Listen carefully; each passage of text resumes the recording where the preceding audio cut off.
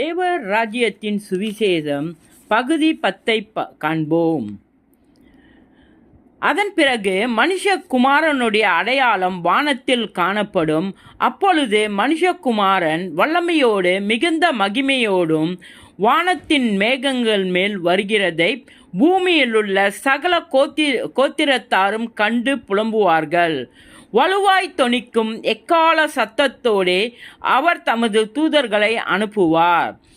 அவர்கள் அவரால் தெரிந்து கொள்ளப்பட்டவர்களை வானத்தில் ஒரு முனை முதற்கொண்டு மறுமுனை மட்டும் 4 திசைகளிலும் இருந்து கூட்டிச் சேர்ப்பார்கள். மத்தேயு 24வது அதிகாரம் 30வது வசனம் 31வது வசனம்.